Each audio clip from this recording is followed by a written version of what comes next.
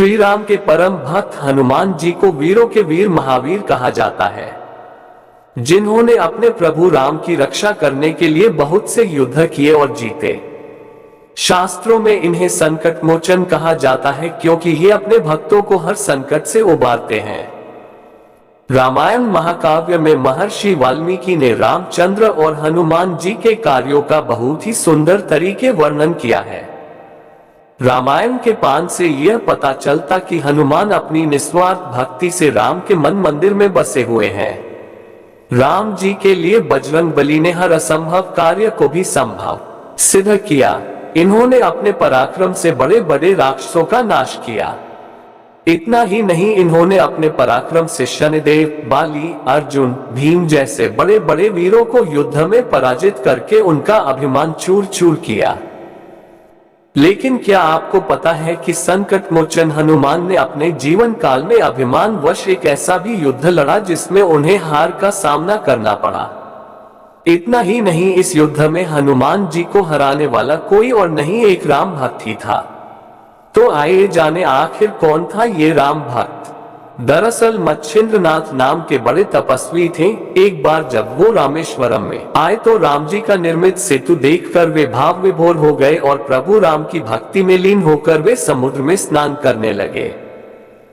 तभी वहां वानर वेश में उपस्थित हनुमान जी की नजर उन पर पड़ी और उन्होंने मच्छिंद्रनाथ जी के शक्ति की परीक्षा लेनी चाहिए। इसलिए हनुमान जी ने अपनी लीला आरंभ की, जिससे वहां जोरों की बारिश होने लगी। ऐसे में वानर रूपी हनुमान जी उस बारिश से बचने के लिए एक पहाड़ पर वार कर गुफा बनाने की कोशिश का स्वांत करने लगे। दरअसल उनका उद्देश्य था कि मच्छिंद्रनाथ का ध्यान टूटे और उन पर नजर पड़े, और वही हुआ। मच्छिंद्रनाथ ने तुरंत सामने पत्थर को तोड़ने की चेष्टा करते हुए उस वानर से कहा, हे वानर, तुम क्यों ऐसी मूर्खता कर रहे हो? जब प्यास लगती है तब कुआं नहीं खोदा जाता। इससे पहले ही तुम्हें अपने घर का प्रबंध कर लेना चाहिए था। ये सुनते ही वानर रूपी हनुमान जी ने मच्छिंद्रनाथ से पूछा, आप कौन हैं? जिस पर मच्छिंद्रनाथ ने स्वयं का परिचय दिया, मैं एक सिद्ध योगी हूँ और मुझे मंत्र शक्ति प्राप्त है।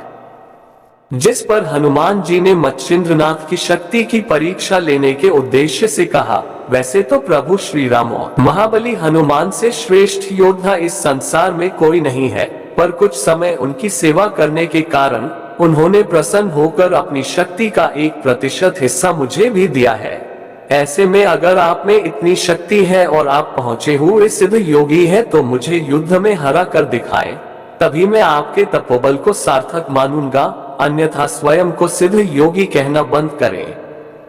इतना सुनते ही मच्छिंद्रनाथ ने उस वानर की चुनौती स्वीकार कर ली और युद्ध की शुरुआत हो गई, जिसमें वानर रूपी हनुमान जी ने मच्छिंद्रनाथ पर एक एक करके 7 बड़े पर्वत फेंके। पर इन पर्वतों को अपनी तरफ आते देख मच्छिंद्रनाथ ने अपनी मंत्र शक्ति का प्रयोग किया और उन सभी 7 पर्वतों को हवा में स्थिर कर उन्हें उनके मूल स्थान पर वापस भेज दिया। इतना देखते ही महाबली को क्रोध आया। उन्होंने मच्छिंद्रनाथ पर फेंकने के लिए वहां उपस्थित सबसे बड़ा पर्वत अपने हाथ में उठा लिया, जिसे देखकर मच्छिंद्रनाथ ने समुद्र के पानी की कुछ बूंदों को अपने हाथ में लेकर उसे वाताकर्षण मंत्र से सिद्ध कर उन पानी की बूंदों को हनुमान जी के ऊपर फेंक दिया। इन पानी की बूंदों का स्पर्श होते ही हनुमान का शरीर स्थिर हो गया और हलचल करने में भी असमर्थ हो गया। साथ ही उस मंत्र की शक्ति से कुछ क्षणों के लिए हनुमान जी की शक्ति छिन गई और ऐसे में वे उस पर्वत का भार न उठा पाने के कारण तड़पने लगे। तभी हनुमान जी का कष्ट देख उनके पिता वायुदेव वहां प्रकट हुए और मच्छिंद्रनाथ से हनुमान जी को क्षमा करने की प्रार्थना की। वायुदेव की प्रार्थना सुन मच्छिंद्रनाथ ने हनुमान जी को मुक्त कर दिया और हनुमान जी अपने वास्तविक रूप में आ गए। इसके बाद उन्होंने मच्छिंद्रनाथ से कहा, हे मच्छिंद्रनाथ, आप तो स्वयं में नारायण के अवतार हैं। ये मैं भली भांति जानता था, फिर भी मैं आपकी शक्ति की परीक्षा लेने की प्रयास कर बैठा, इसलिए आप मेरी इस भूल को माफ करें। ये सुनकर और स्थिति को समझते हुए मच्छिंद्रनाथ ने हनुमान जी को माफ कर दिया। अगर आपको हमारी वीडियो अच्छी लगी तो वीडियो को लाइक और कमेंट में जय श्री राम अवश्य लिखें और इसी प्रकार की वीडियोस देखने के लिए सब्सक्राइब जरूर करें।